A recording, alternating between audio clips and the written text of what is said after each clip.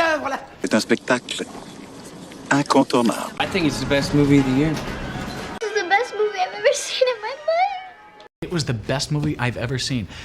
It's a masterpiece, I say. You can watch this movie 100 times, it still gets to me. They are a gift from God. We have to see this movie, dude. Il faut absolument que tu le vois, ce film. C'est très bien, ce film. Maman, je crois que j'ai joui. Mais c'est normal, ma chérie. Le film est formidable. You have to see this movie. Right fucking now.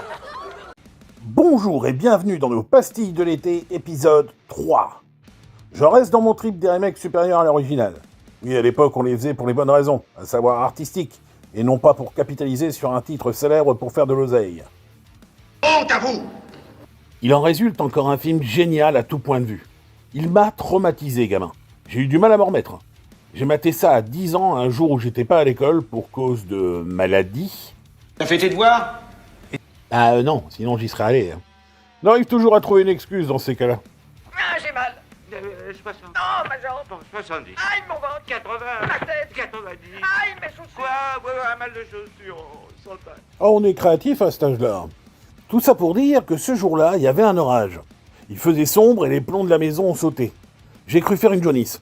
Et le pire, c'est que je pouvais pas le dire à mes parents puisque j'avais pas le droit de mater ce genre de truc. J'ai eu une dure journée, j'ai l'impression que j'ai la tête qui a explosé. Je parle bien sûr de La Mouche, du grand David Lynch.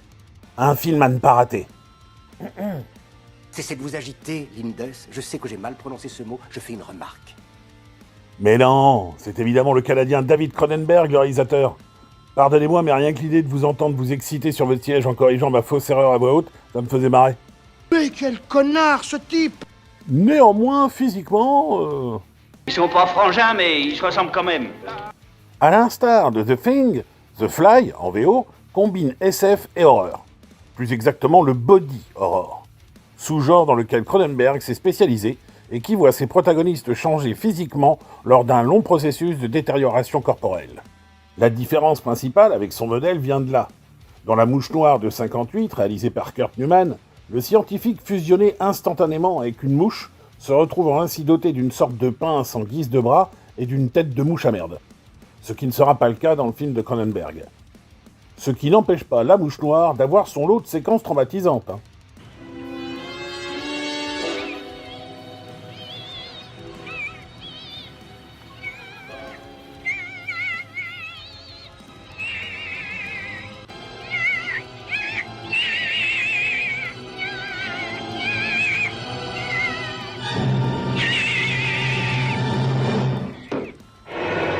Vous remarquerez le temps de réaction du gars, hein. Il a pris tout son temps, hein.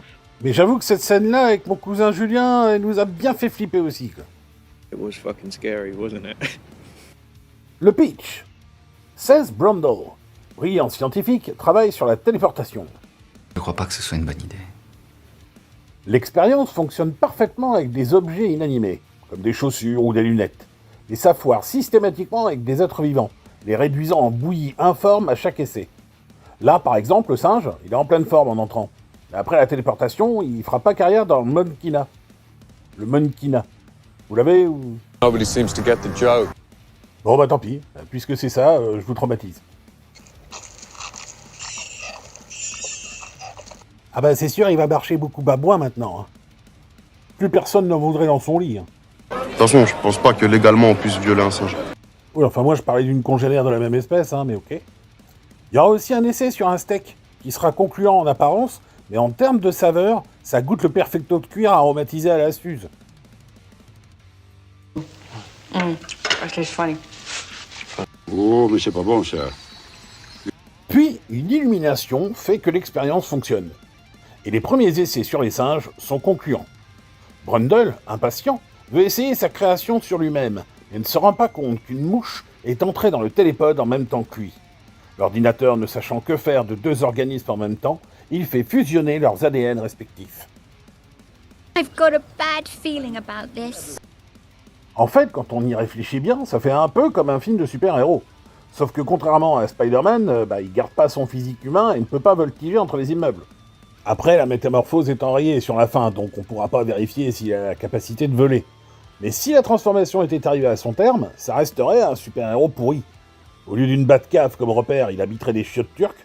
Au lieu d'une force décuplée par l'absorption d'épinards, comme Popeye, faudrait qu'il bouffe des étrons saupoudrés de sucre glace, et en plus, il serait taxé de bophobe, parce qu'il craint les tapettes. Ah bah bravo. Et je vous parle pas de sa vision, qui serait pas forcément pratique pour circuler dans les rues géométriquement à l'opposé de ses capacités.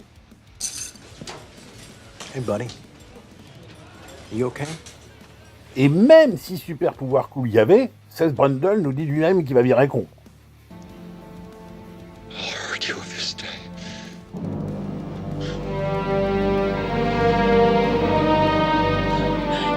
Voilà, donc au mieux, ce serait un super vilain dégommable avec une bombe de bégon jaune. Alors contre les... il y a bégon jaune. Il n'y aura aucune issue utopique possible. Alors après avoir encaissé la mauvaise nouvelle de la fusion moléculaire, c'est le début d'un long et douloureux processus de transformation dégueulasse où Brundle se métamorphose peu à peu en mouche. Au début, il est content, car sa forme physique est au top. Il met des roustes au bras de fer à des routiers piliers de bar.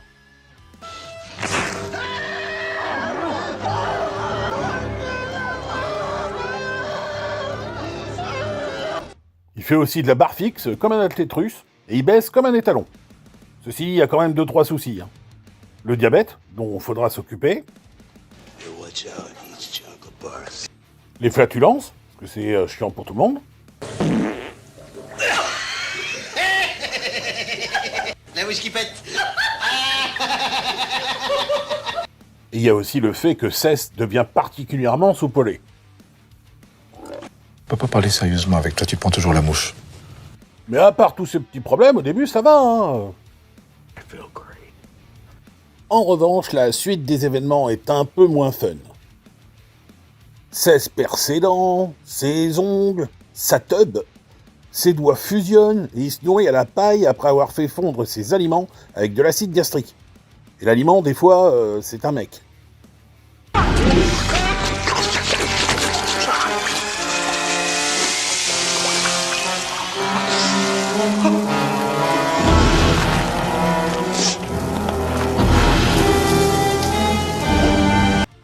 Les maquillages signés Chris Wallace sont absolument magnifiques. C'est très très impressionnant.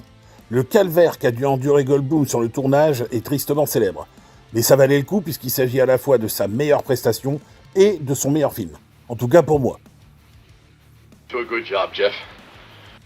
Et puisqu'on parle de lui, vous le connaissez aussi en professeur Ian Malcolm, dans son second chef-d'œuvre, Jurassic Park, en pose sexy.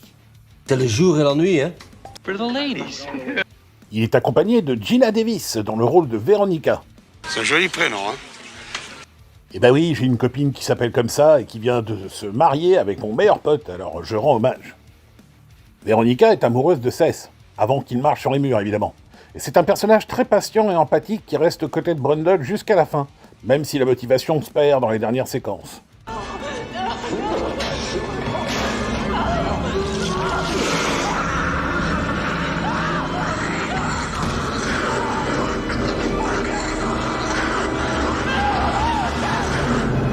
Oui, là, il a un peu perdu en sex-appeal. Gina Davis, c'est évidemment Thelma et Louise. Super road movie féministe. Au revoir à jamais. L'île aux pirates. Le très réussi Une équipe hors du commun, que je chroniquerai un de ces quatre. Et Beetlejuice, le premier, hein. Pas la grosse dope de l'année dernière complètement à la ramasse et au SFX complètement pété.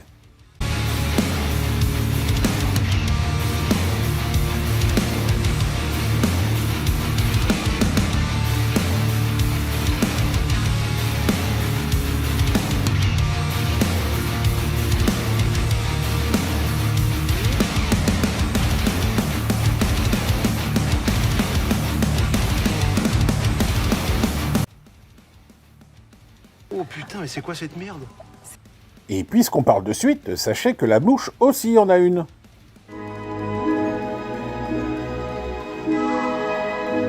Après La mouche de David Cronenberg, voici La mèche de David Cronenberg.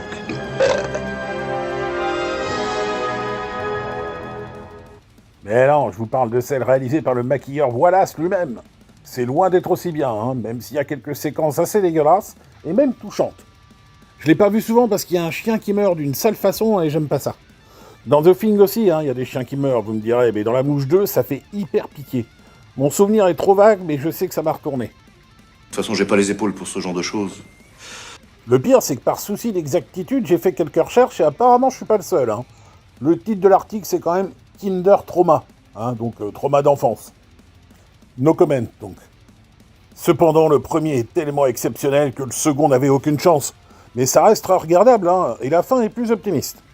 Voilà. Ce film-là aussi, tout amateur de films de genre se doit de le visionner. C'est un devoir de citoyen. La semaine prochaine, on reprend l'émission normale avec un thème très corsé et on revient avec la suite des incontournables dans 15 jours. Ciao!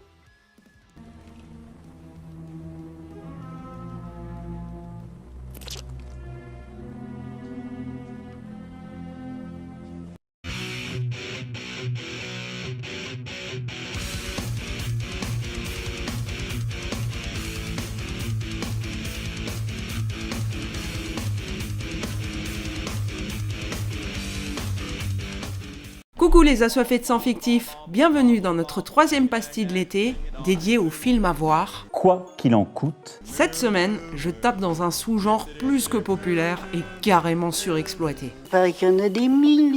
Les films de lycanthropes, les loups-garous. Pour le profane. Et selon moi, s'il ne fallait en garder qu'un seul, ce serait Le Loup-garou de Londres. Cette comédie horrifique et un peu romantique a de quoi séduire un public assez large et donner de vrais frissons aux plus jeunes.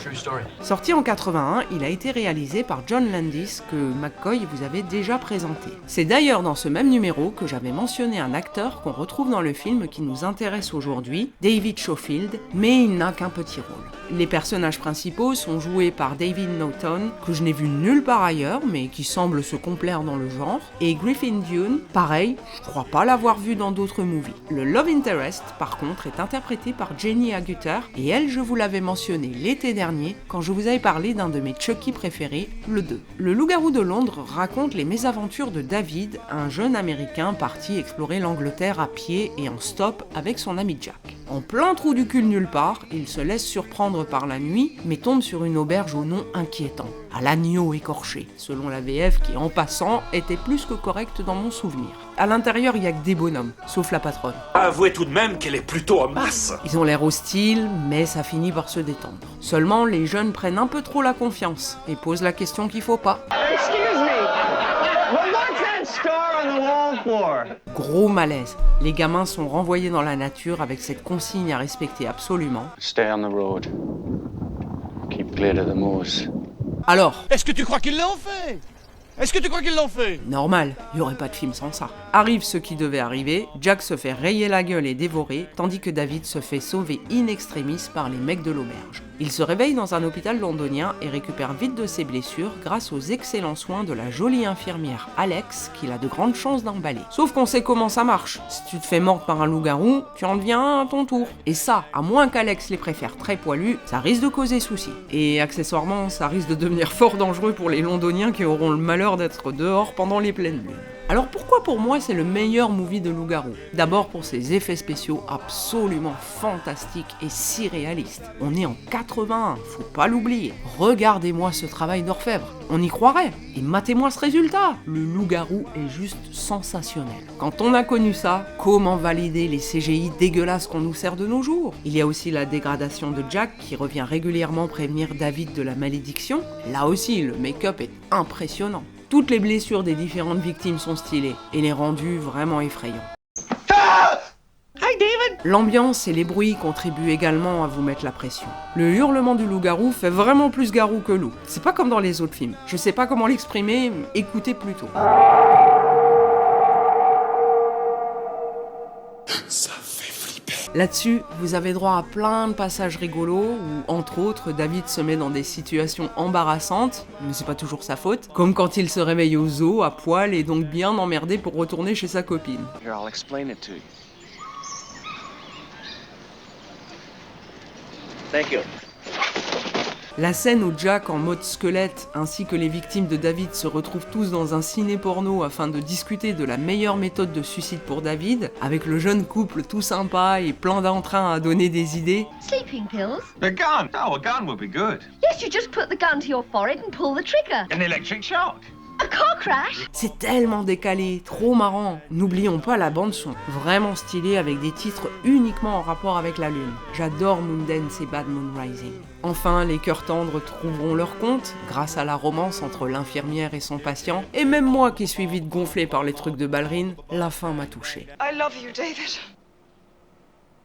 Et voilà mes assoiffés, j'espère vous avoir convaincu que le Loup-garou de Londres, faut pas passer à côté. Je vous remercie pour votre écoute et je vous donne rendez-vous samedi prochain pour un nouveau contest. Le bisou!